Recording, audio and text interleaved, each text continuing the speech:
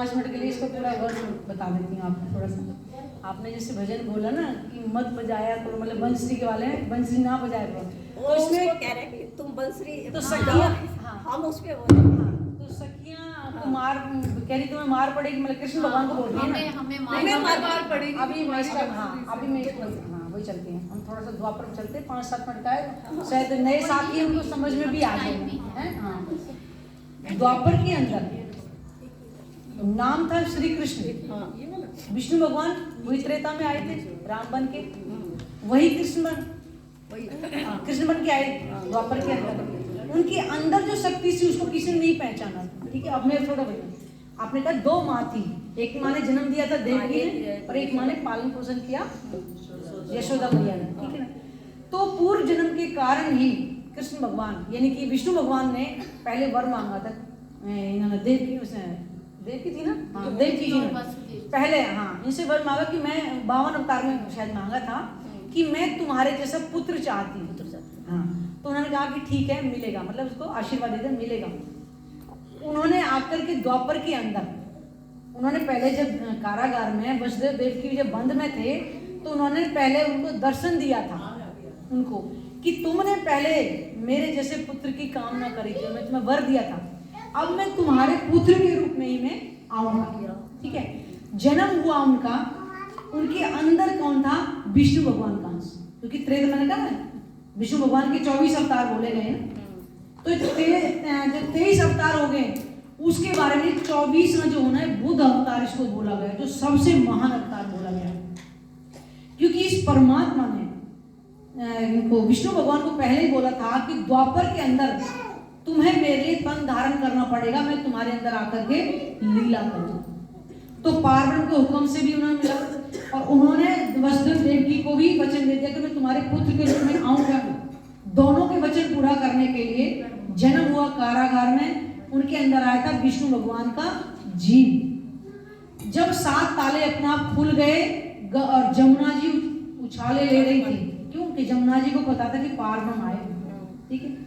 और जब गोकुल में गए थे नंद बाबा के घर में, पार्वण की शक्ति उनके अंदर आ चुकी थी उस समय, और उसके बाद में दूसरे ही दिन शंकर भगवान गए थे उनके वहां कि ये मैया अपने लल्ला के मुझे दर्शन करा दो। विष्णु भगवान का जीव तो उनके अंदर था ही था, अभी नाम नहीं पड़ा है कृष्ण जी, उनका ध्यान रखना, अभी नाम नहीं पड़ा है। और शंकर भगवान दूसरे ही दिन जब गए थे उनको पता था कि इनके अंदर पार्वण आए हुए हैं, उनके दर्शन करने के थे। अब बचे कौन? ब्रह्मा जी, उनको नहीं पता था कि इनके अंदर पार्वण आए हुए हैं। तो नारद जी को बोला कि हे नाथ पार्वण आए तो दर्शन कराओ। उन्होंने कहा अच्छा पार्वण आए और मुझे पता भी नहीं है। उन्होंने फिर से आके कि दर्शन कराओ पार्वण आए। तो उन्होंने कहा अच्छा मैं देखता हूँ पार्वण कैसा है। तो वो ब्रह्मा जी वो उनके दर्शन करने की भावना से देखने के लिए गए कैसा है पार्वण।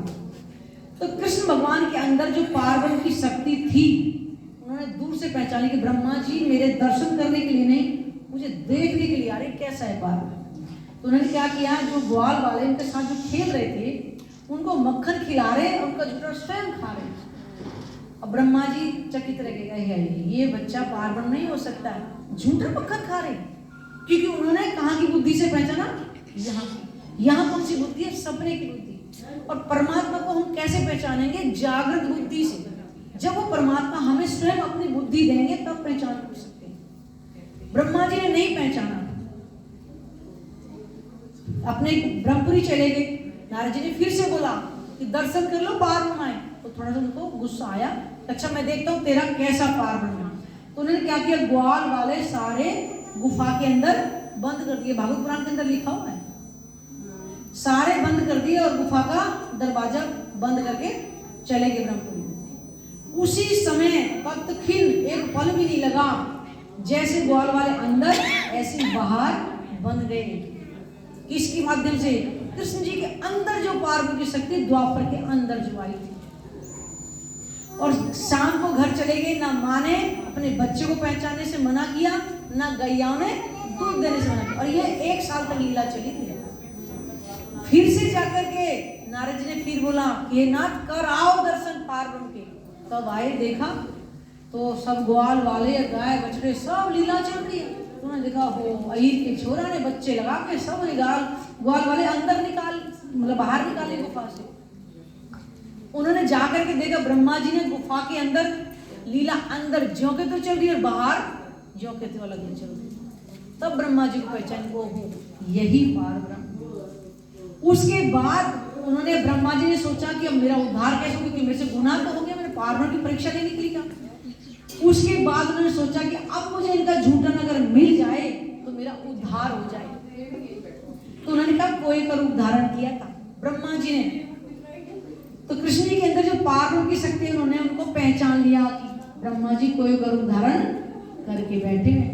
तो उन्होंने क्या ग्वाल वालों को क्या बोला कि आज पत्तलों को बाहर नहीं फेंकना है, आज क्या करना है गौओं के मुख में मोड़ मोड़ के देना। अब ब्रह्मा जी को कन का आनंद ही नहीं। अब उन्होंने सोचा कि अब मेरा उद्धार फिर कैसे होगा। तो उन्होंने क्या किया, मछली का रूप धारण किया कि अब जमुना जी जाकर कोलडी करेंगे और उसमें फेंक देंगे तो मुझे मिल जाएगा। और पार्वती की शक्ति कृष्ण जी के अंदर आई, मैं फिर पहचान लिया कि ब्रह्मा जी तो मछली बने हुए। उन्होंने फिर बच्चों को बोला कि पानी बाहर नहीं फेंकना, अंदर ही फेंकना है, क्योंकि आज अन्नकूट का दिन है। अब जैसे करते थे बच्चे वैसे ही करते थे ग्वाल वाले भी। ब्रह्मा जी को वो कण भी नहीं मिला। उसके बाद ब्रह्मा जी ने माफी मांगी।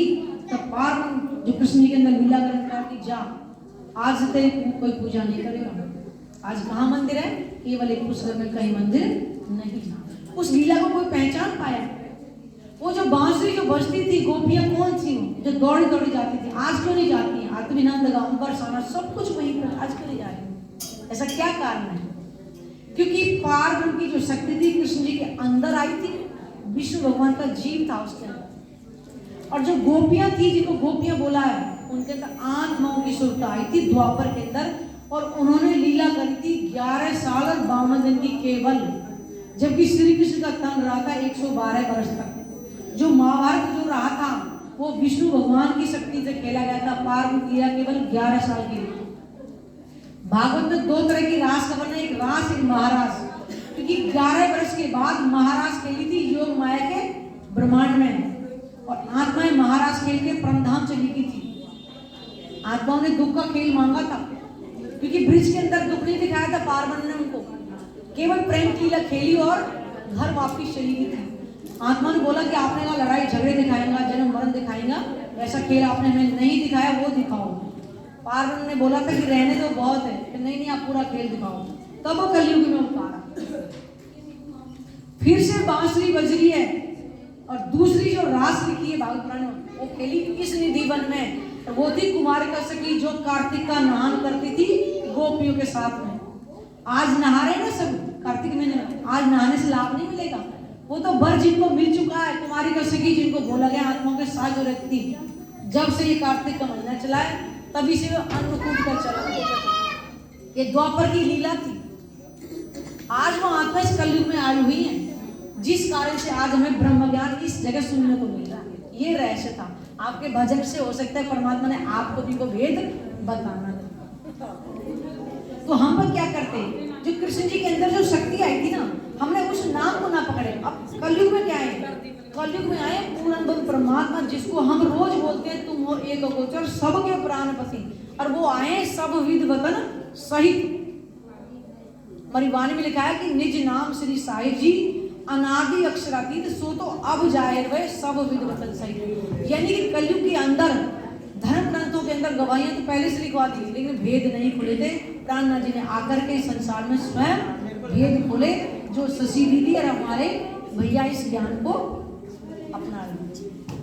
ये है वो रहस्य जो आज आपको एक शादी को बहाना था उस पार्वती ज्ञान के शब्द आपको मिलने।